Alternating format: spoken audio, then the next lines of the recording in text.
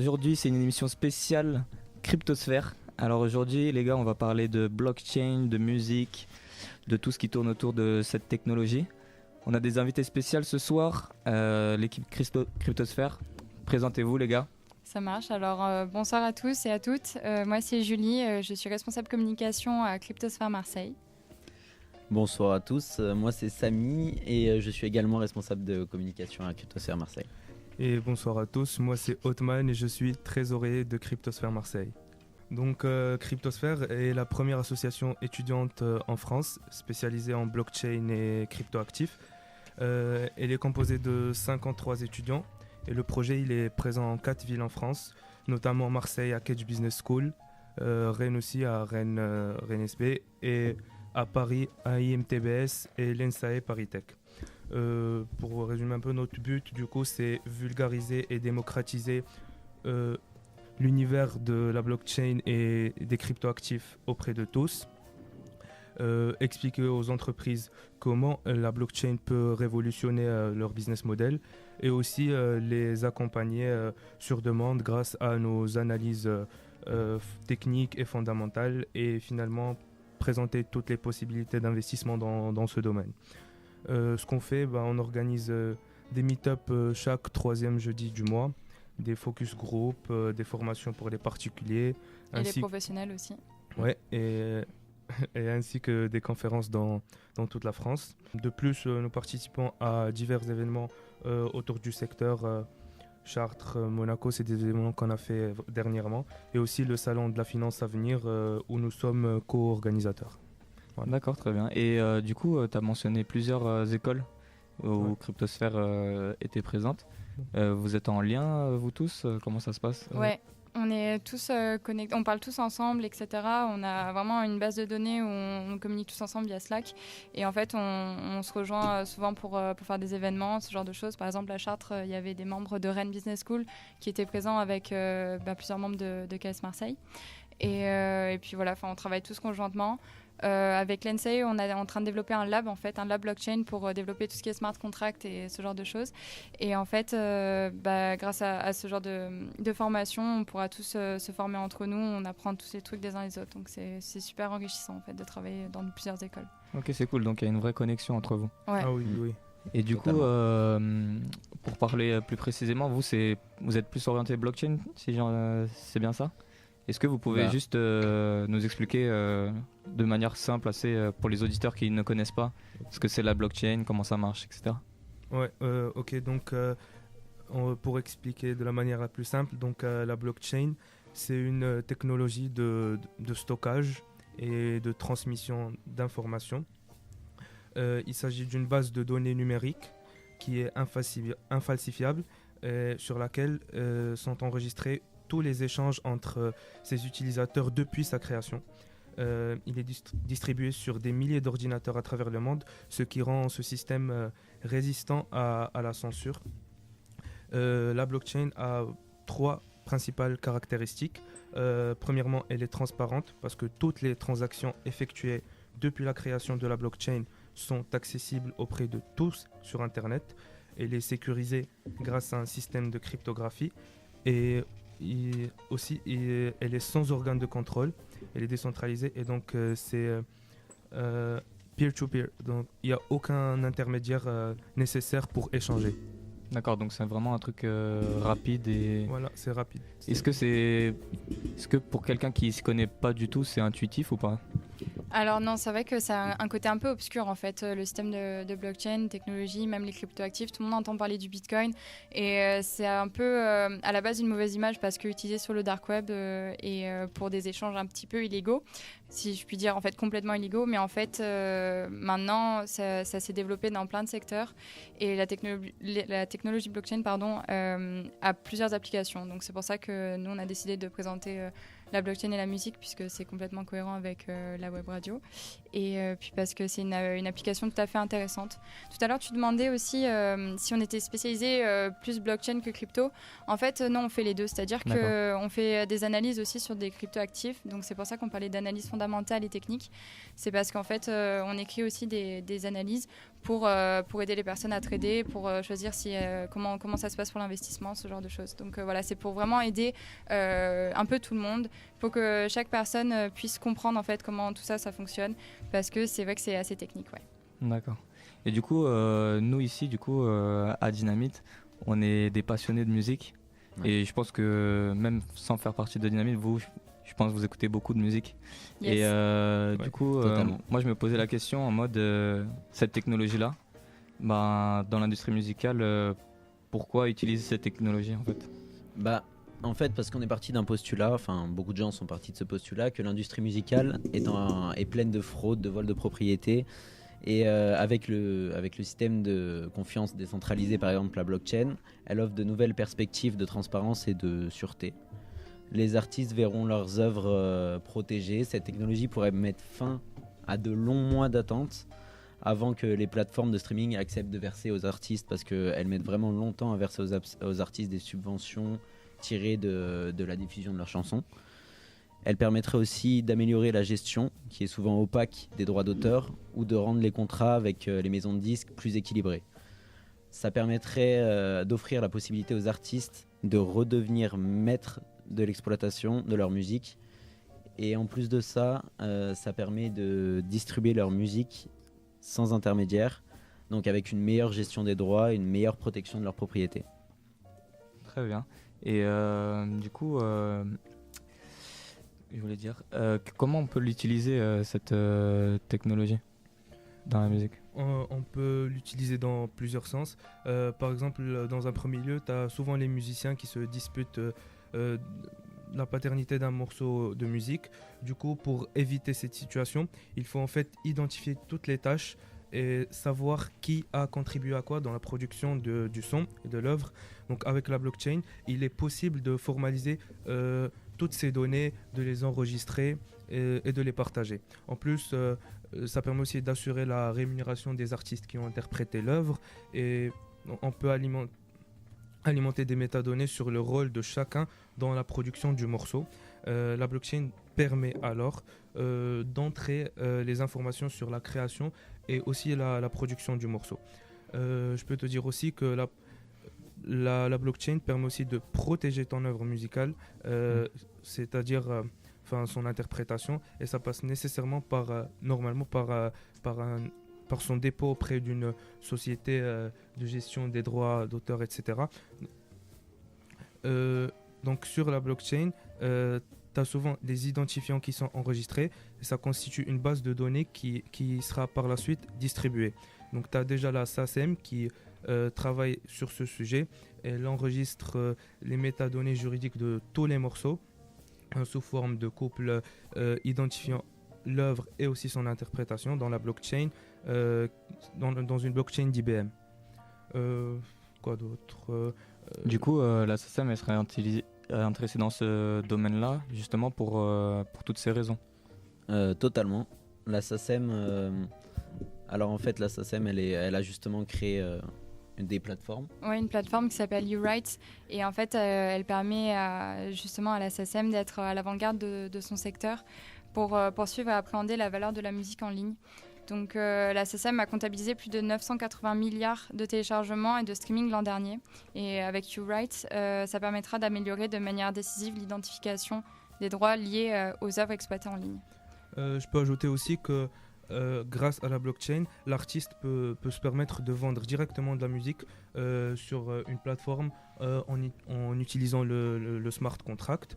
Ça peut l'aider aussi en termes de contractualisation, parce qu'en fait la blockchain peut être simplement utilisée pour transposer un contrat traditionnel entre deux signataires, l'enregistrer et l'exécuter automatiquement, et au final même pour le paiement, parce que ça peut se faire d'une manière électronique grâce aux crypto-monnaies, etc.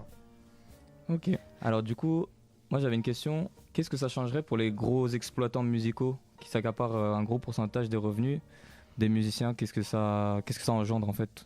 Là, c'est une bonne question, parce que d'abord, il faudrait définir ce qu'est un smart contract pour expliquer un peu qu'est-ce que ça va pouvoir engendrer comme révolution. Donc le smart contract, c'est en fait, on peut le voir comme un programme informatique ou un algorithme traditionnel qui est rédigé directement sur une blockchain par un développeur lambda. Il s'exécute de manière totalement automatique si les deux parties ont rempli leur part du contrat préétabli. Et donc ça permettrait de réduire les coûts et donc de générer de la valeur directement pour les producteurs sans les intermédiaires, comme par exemple Spotify qui prend de la valeur aux artistes. Spotify. Excusez-moi. Ouais, Spotify. Là, c'est mignon.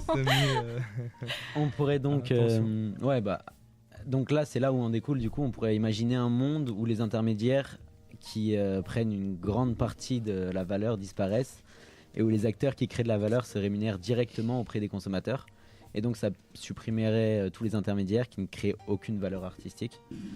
Et je le redis, donc ces contrats se feront de manière totalement automatique et sans intervention humaine. Du coup, une personne peut mettre en ligne sa musique directement sur la blockchain et le consommateur paye la musique en échange de ses droits d'exploitation ou de téléchargement sans frais annexes ou des frais vraiment minimes. Et on pourrait assister donc à terme à la fin de Apple Music ou de Spotify. Ah ouais, quand même. Je l'ai bien dit, ça va. Et Amazon Music, en imaginant un système d'abonnement par exemple qui donne le droit d'accès à une plateforme musicale directement créée sur la blockchain. Ok, du coup, en imaginant qu'elle soit directement applicable, qu'est-ce qu'elle pourrait apporter à l'industrie musicale et aux consommateurs plus précisément? Et bah justement, ça va permettre d'enlever tous les coûts, les surplus de coûts qui sont pris par ces intermédiaires, qui sont énormes en fait, qui du coup ne rémunèrent pas l'artiste en soi, mais rémunèrent les gros opérateurs sur le domaine. Et de donner directement à l'artiste sans frais, sans intermédiaire, sans rien. Et donc ça mettrait fin à des grosses plateformes qui sont déjà là, qui sont bien imposées sur le marché, mais qui peuvent craindre justement l'arrivée d'un site autonome qui est uniquement basé sur la blockchain et les smart contracts. Yes. En plus, la technologie blockchain, ça permettrait une type de contractualisation qui serait vraiment optimale, puisqu'en fait, avec le système de smart contract, c'est-à-dire des contrats intelligents, ça permettrait en fait d'enregistrer et d'exécuter directement un contrat traditionnel. Donc notamment tout ce qui touche au droit d'auteur ou sinon le contrat entre la rémunération de l'artiste et les auditeurs. Ok, et du coup, la SACEM, en quoi elle serait intéressée d'utiliser ce système? En fait, l'objectif de la SACEM, c'est d'accroître la valeur des droits des membres et, pour les œuvres musicales, mais aussi pour les œuvres audiovisuelles. Ce qui fait que, en fait, avec ce qu'on a dit tout à l'heure, l'application YouWrite, ça permettrait en fait d'optimiser la collecte de données et aussi de faire une meilleure répartition de la valeur pour tous les acteurs dans le répertoire et aussi de façon moins opaque, puisque comme on a dit, le but aussi de la blockchain, c'est que ça soit transparent, même si c'est crypté et chiffré.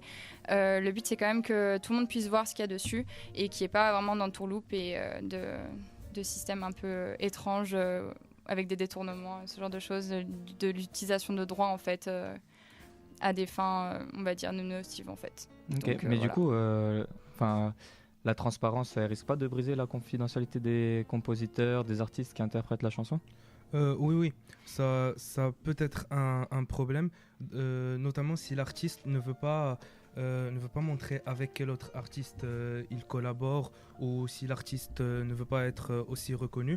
Mais nous, on considère que ce problème-là, c'est un faux problème parce que même si tout est inscrit sur la blockchain, le contenu, il est crypté et donc ne peut pas être visible par tous les utilisateurs.